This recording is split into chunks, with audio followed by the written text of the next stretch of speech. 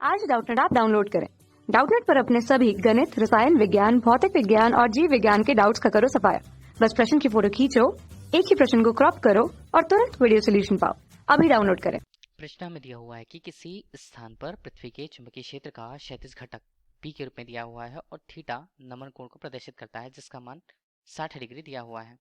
तब विषुवत रेखा पर पृथ्वी के चुंबकीय क्षेत्र के ऊर्ध्वाधर घटक का मान कितना होगा, ये हमसे पूछा जा रहा है। तो प्रश्न में हमें दिया क्या है, पहले हम देख लें किसी स्थान, कोई स्थान अगर हमने लिया पृथ्वी के ऊपर, तो वो स्थान पर अगर हमने देखा तो चुंबकीय क्षेत्र का क्षैतिज घटक, अगर हम उसे क्षैतिज रूप में रखें तो हमने ये क्षैतिज घटक बता दिया और उसे बी के रूप में प्रस्तुत कर दिया।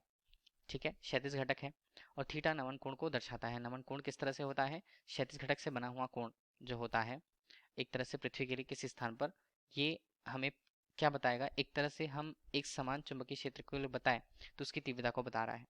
तो नमन कोण का मान अगर हमने इसे थीटा से प्रस्तुत किया है, ये दिया हुआ है हमारे लिए 60 डिग्री। ठीक है, तो ये हमें पृथ्वी के लिए चुंबकीय क्षेत्र की तीव्रता को प्रदर्शित करता है, आई के रूप में प्रदर्शित करते हैं।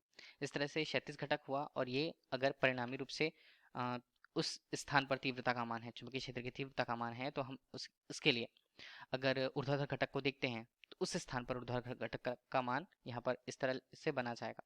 इसे हम चलिए v से प्रस्तुत कर देते हैं। इस तरह से हमें एक और रेखा यहाँ पर अगर सामने मिलती है, एक रेखा हमें मिली जो अगर समानांतर रूप से इन्हें जोड़ती है, तो हम इन्हें अगर देखें तो हम इसे क्या बोलते हैं, तो ये उस स्थान पर पृथ्वी के लिए उसके ऊर्ध्वाधर घटक के समानांतर एक जो यहाँ पर क्षेत्र बनता है, हम उसे कहते हैं यहाँ पर चुंबकीय याम्योत्तर। ये क्या होगा, चुंबकीय याम्योत्तर। ठीक है, तो ये हमें दिया हुआ है। अब क्या बोला है, विषुवत रेखा पर पृथ्वी के चुंबकीय क्षेत्र का ऊर्ध्वाधर घटक कितना होगा। तो पहले अगर हमें इसके लिए ऊर्ध्वाधर घटक की बात करी है, तो हम इस स्थान पर, कोई स्थान अगर होगा तो उस स्थान पर अगर हम पृथ्वी के लिए उसके चुंबकीय क्षेत्र के लिए तीव्रता, तो हम पृथ्वी के लिए उस स्थान पर परिणामी तीव्रता को बोलें, परिणामी चुंबकीय क्षेत्र कहें। परिणामी चुंबकीय क्षेत्र क्या होगा, अगर हमने उस परिणामी चुंबकीय क्षेत्र को आई से प्रदर्शित कर रखा हुआ है, तो आई का संबंध बी से किस प्रकार होता है, या पृथ्वी के लिए उसके अगर हम एच की बात करते हैं, एच हमें क्या बताता है, हॉरिजॉन्टल या क्षैतिज घटक को बताता है चुंबकीय क्षेत्र के लिए। तो क्षैतिज घटक का मान अगर हमने एच के रूप में ले रखा है, इसका मान क्या होगा, इसका मान होगा यहाँ पर आर, मतलब माफ कीजिएगा आई के रूप में, आई कॉस थीटा के रूप में। ठीक है, तो यहाँ पर मान कितना बनता है एच का, ये हमारे पास बनता है आई, ये कॉस क्या बनेगा, कॉस हमारे पास बनेगा 60। ठीक है, तो हमारे पास एच का मान कितना, एच का मान यहाँ पर बनेगा आई और कॉस 60 का मान बटे 2 के रूप में। और इस तरह से आई का मान हम निकालें तो वो हमारे पास कितना आता है 2h के रूप में, और इसका मान कितना है, एक तरह से हम 2b ही हम इसे कह सकते हैं। मतलब आई हमें परिणामी चुंबकीय क्षेत्र को बता रहा है उस स्थान पर, ठीक है, जिस स्थान पर हमें बताया जा रहा है कि नमन कोण का मान 60 डिग्री है और नमन कोण का मान थीटा बराबर 60 डिग्री यहाँ पर दिया हुआ है। जैसे कि प्रश्न में बोला जा रहा है, प्रश्न में बोला जा रहा है कि विषुवत रेखा पर, तो यहाँ पर अगर हम देखें तो विषुवत रेखा पर नमन कोण की बात आती है, तो नमन कोण वहाँ पर कितना होता है, नमन कोण का मान मतलब अगर हम थीटा के रूप में देखें तो हमारे पास 0 डिग्री होता है। किस स्थिति पर, विषुवत रेखा की स्थिति पर, पृथ्वी पर, ये इसका मान। तो इस तरह से हमें क्या देखना है, ऊर्ध्वाधर घटक का मान देखना है।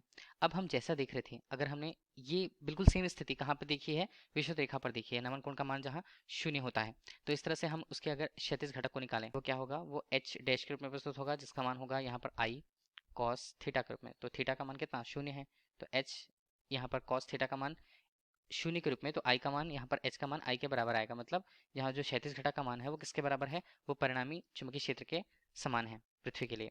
ठीक है, उस स्थान पर मतलब विषुवत रेखा पर।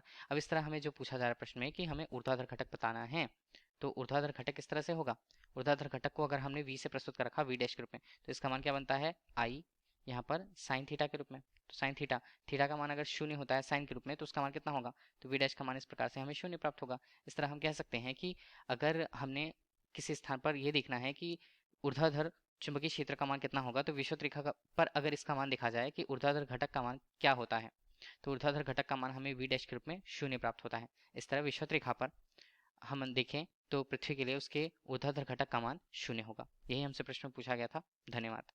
कक्षा 6 से 12वीं से लेकर नीट, IIT, JEE वो एडवांस के लेवल तक 1 करोड़ से ज्यादा छात्रों का भरोसा। आज ही डाउनलोड करें डाउटनेट ऐप या व्हाट्सएप करें अपने सारे डाउट्स 8400 400 400 पर।